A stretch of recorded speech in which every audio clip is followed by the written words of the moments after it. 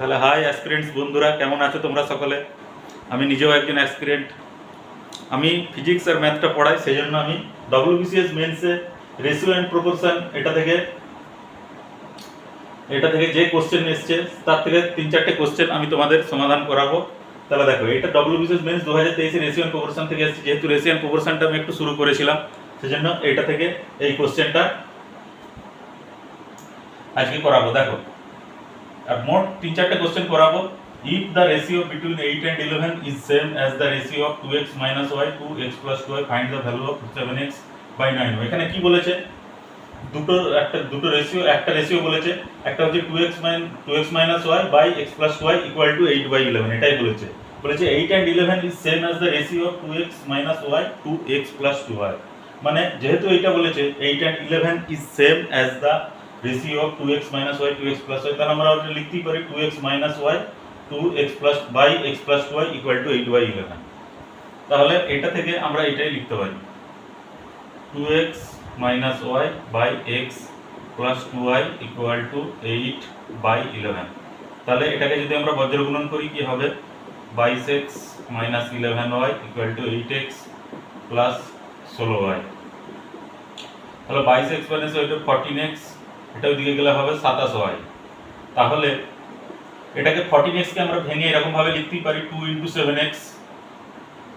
দেখো, আমাকে কি চাই যে 7x by 9y, তাহলে আমাকে দেখতে হবে যে এর থেকে আমরা 7x কিভাবে বার করতে পারবো। তাহলে 14x কে ভাঙলে 2 into 7x হচ্ছে, আর 27y কে ভাঙলে 3 into 9y।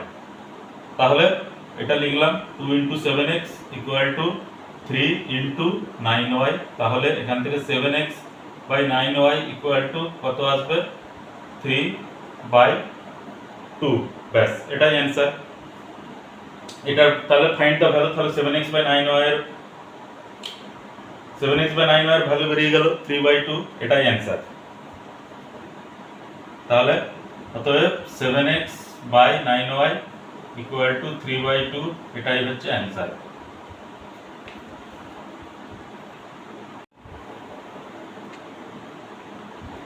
তাহলে দেখো অ্যাসপিরেন্টস বন্ধুরা, এই অঙ্কটা কি বলেছে? Cost of coffee and B are ₹64 and ₹80 per 100 gram respectively, blend of 2 is sold at ₹86 per 100 gram, with a profit of 25% is to be earned on this blend. What should be the proportion of A and B in its composition?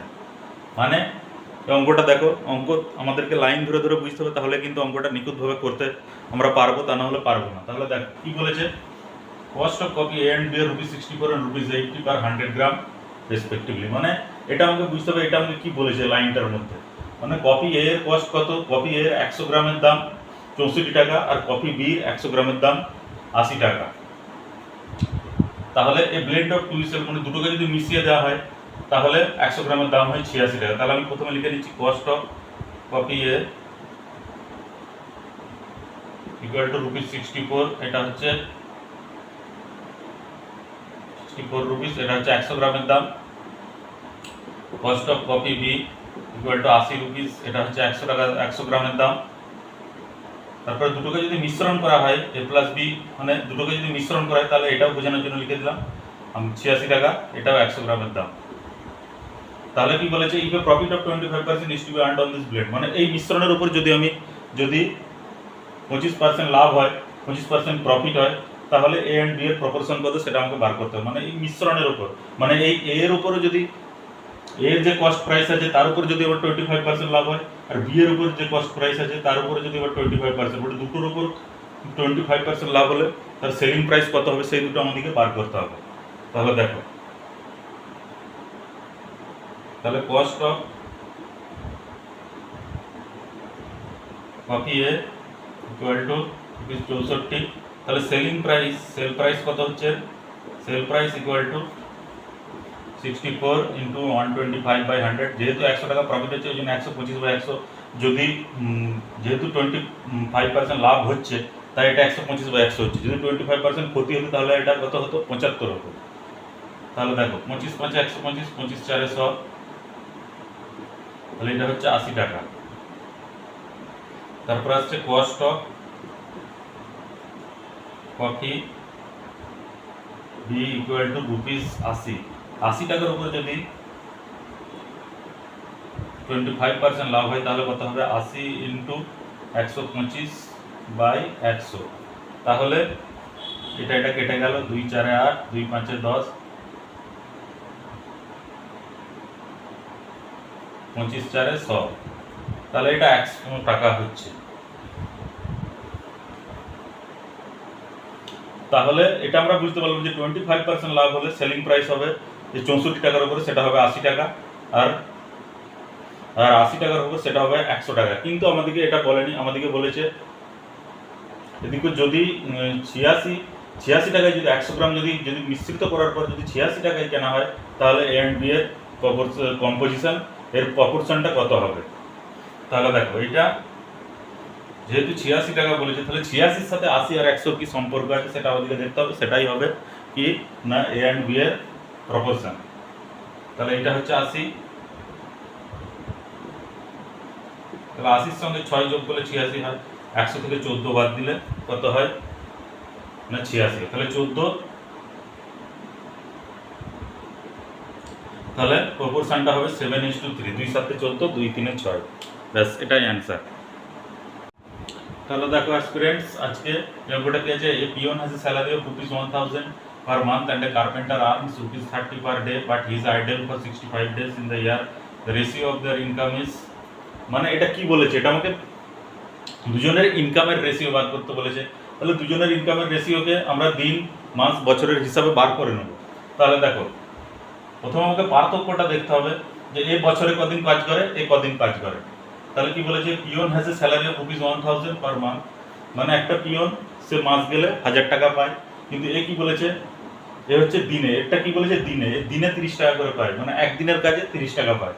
But মানে বছরের 65 দিন বাদে এ বাকি দিনগুলো করে, মানে এ 300 দিন কাজ করে, কিন্তু এ বছরে 365 দিনই কাজ করে। এটাই হচ্ছে তফাৎ, মানে এ 300 দিন কাজ করে, এ বছরে 365 দিনই কাজ করে। তার মানে এটাই হচ্ছে অঙ্কটার তফাৎ। এটাই যে বার করতে পারবে সেই কিন্তু অঙ্কটা করতে পারবে। তাহলে দেখো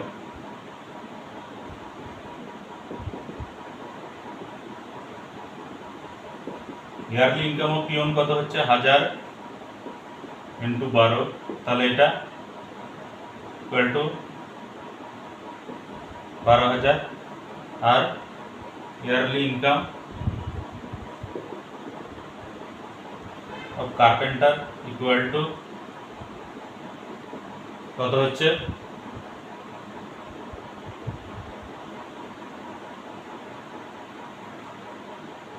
30 টাকা,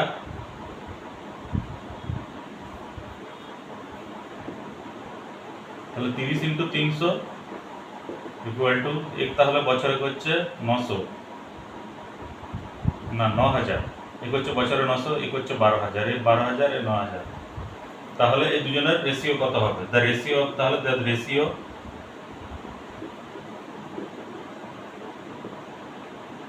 of their income equal to কত হচ্ছে 12,000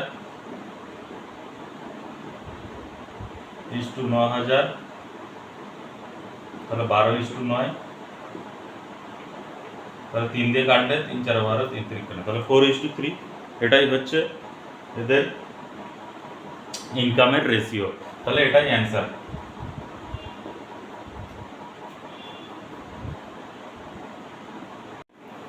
তাহলে দেখো অ্যাসপিরেন্টস 4 নম্বর অঙ্ক এটা কি আছে, the ratio in which two sugar solution of the concentration 15% and 40% are to be mixed to get a solution of concentration 30% is, মানে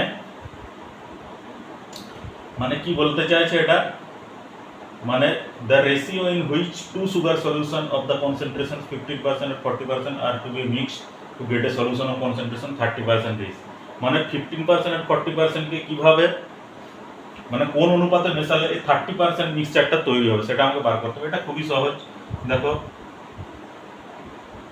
30%, এটা লিখলাম 50%, এটা 40%, তাহলে 15-এর সঙ্গে 15 মিক্সচার করলে কত হয়, সেটা 30 হয়, আর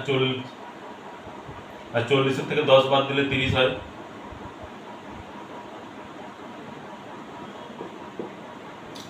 তাহলে এটাই হবে, তাহলে 10:15 কত হচ্ছে 2:3, ব্যাস এটাই অ্যান্সার। এগুলো খুবই সহজ অঙ্ক, যখনই এরকম অঙ্ক দেবে কিভাবে একটা দুটো পার্সেন্টেজ দিয়ে দেবে, যে সেটা থেকে কিভাবে আরেকটা পার্সেন্টেজ বার করা যায় তখনই এরকমভাবে বার করতে হবে। এই দুটোর সাথে এটা কী সম্পর্ক? 30-এর সাথে 15-র কী সম্পর্ক? না 15-র সাথে 15 যোগ করলে 30 হয়, আর 40-এর থেকে 10 বাদ দিলে 30 হয়। তাহলে এই দুটোকে অনুপাত করলে 2:3, এটাই অ্যান্সার। তাহলে দেখো স্টুডেন্টস বন্ধুরা, একটা ভিডিও বানাতে কিন্তু আমাকে প্রচুর পরিশ্রম করতে হয়, সুতরাং অবশ্যই তোমরা চ্যানেলটাকে লাইক করবে, ফলো করবে, ঠিক আছে? তাহলে তোমরা চ্যানেলটাকে অবশ্যই লাইক করে দিও, ফলো করে দেবো। একটা ভিডিও বানাতে গেলে কিন্তু প্রচুর পরিশ্রম করতে হয়, তাহলে তোমরা কিন্তু অবশ্যই চ্যানেলটাকে ফলো করবে, লাইক করবে।